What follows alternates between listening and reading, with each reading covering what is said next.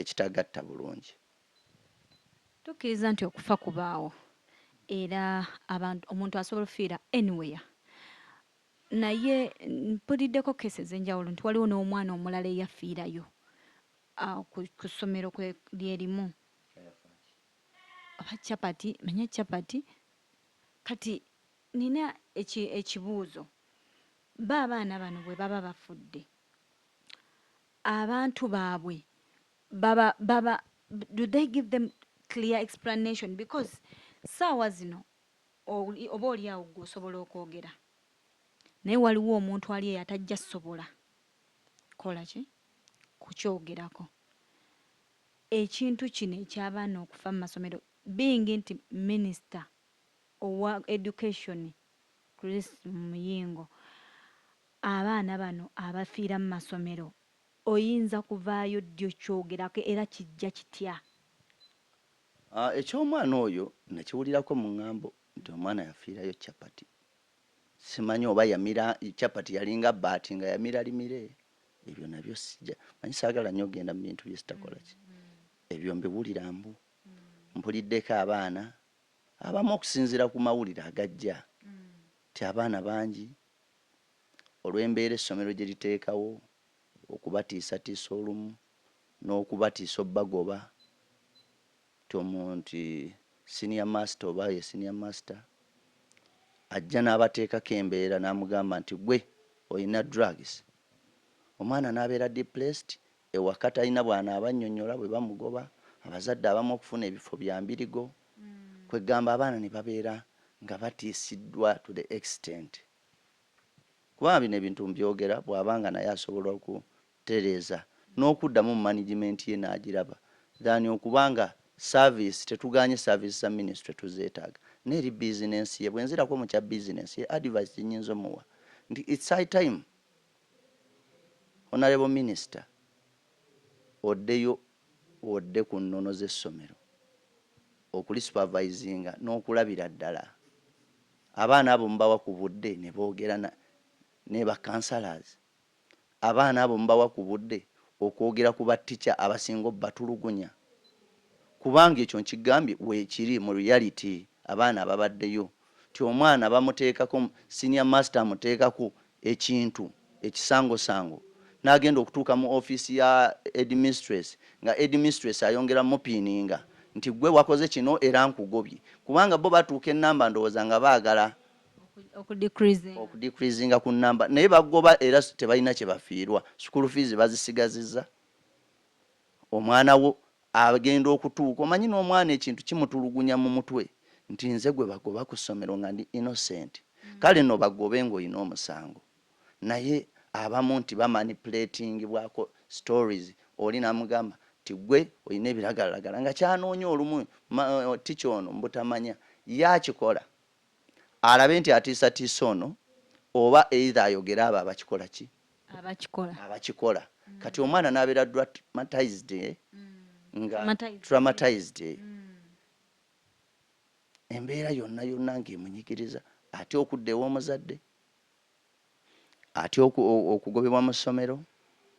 banna abatya nti bw'anaayogera banankola ki. Kaakati n'ebyo byonna tutuuka ne tugamba oba omwana waffe yanyigibwa banne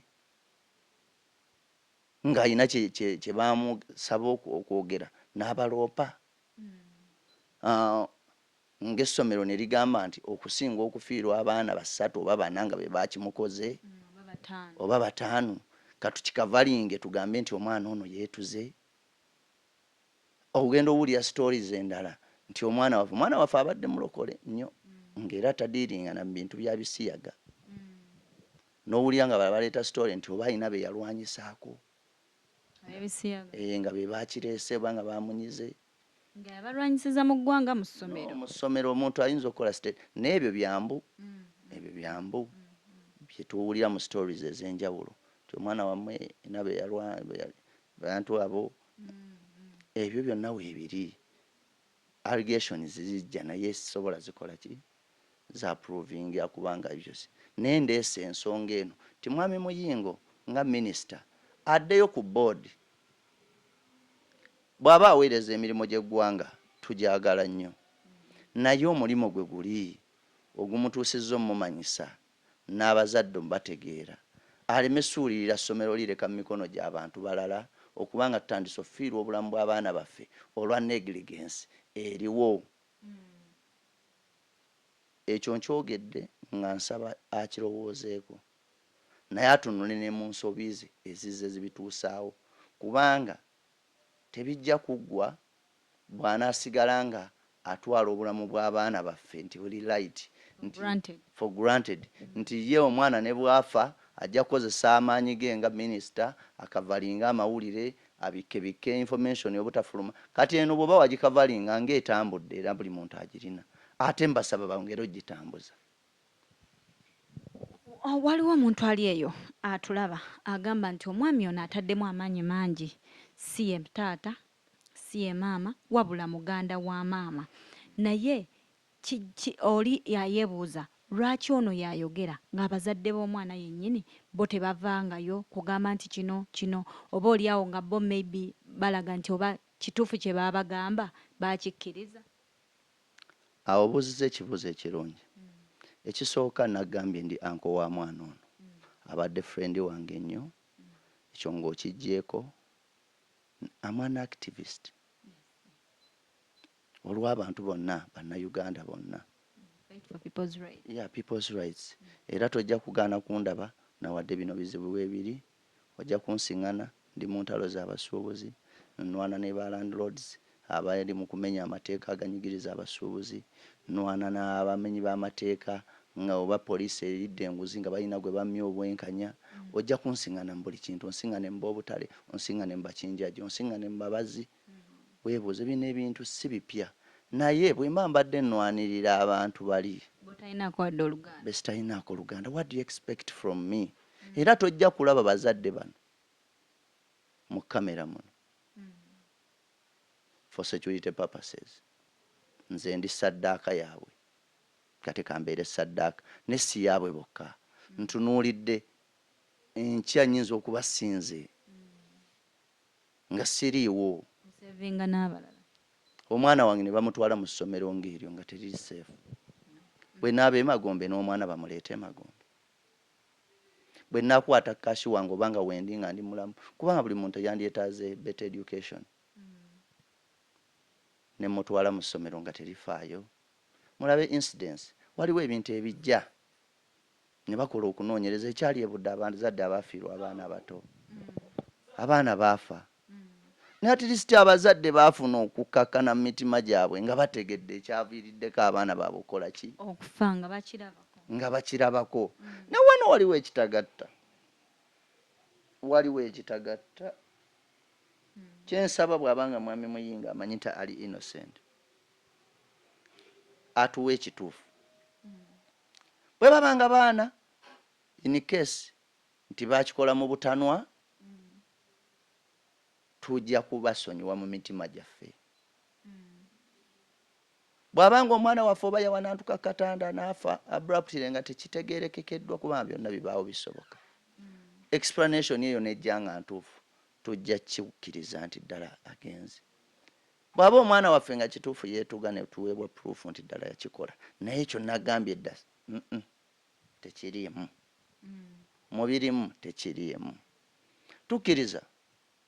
omuntu afa aseerera mu kinaabiro abruptly omuntu omusiŋŋana mu buliri nga yeebase n'afa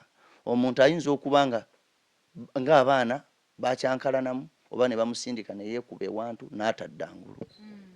okitegeera n'ayagala okukola protection y'abali abalala tuli bantu twakoze loosi tetukyazza nate tetuyinza kwagaliza baana b'abalala nabo kukola ki tuuka ku ekyo so all in all twogere ebirungi twogere ebikunyiiza gwatulaba ojja kugamba nti waliwo tewali kyetunoonya tetunoonya ssente kubanga tukkiriza nti ze tulina Katonda zaatuwadde zisobola otukola ki otutambuza obulamu bwaffe ne famire zaffe ate era ze yatuwa tetunoonya kwonoona linnya lyo minisita ne wano tuli mu kulaga buvunaanyizibwa bwo ne by'omiisinze webaayo nga mu ssomero lye mwemuli ekizibu noonya bw'okijjawo okyavoiding kubanga era nze nyongera kugamba abantu abatulaba buli amanyi nti yali yanyigirizibwa dda nga yasirika vaayo oyimireyo ku lw'obulamu bw'abo abasigaddewo abalamu togamba nti nze kasita owange yafa tofuuka kakadde ka bujja amagwa gakafumita ebiri nti nze owange yafa ekyo nkitadde no si ku ono si ku Elishama si ku Sesaazi si ku Elishama bwe bubanga bwenkanya nga bujja kulabika oba ndi mulamu oba siri mulamu kubanga manyi byonna bisoboka naye obwenkanya bw'omwana ono tojja bufuna mu mbeera yonna naye abazadde naddala abaze bafuna ebizibu mu masomero singa tubadde ffenna nga tulina capacity evaayo singa ebintu bino biri limited kati nze nnyinza okuwaayo kasitoole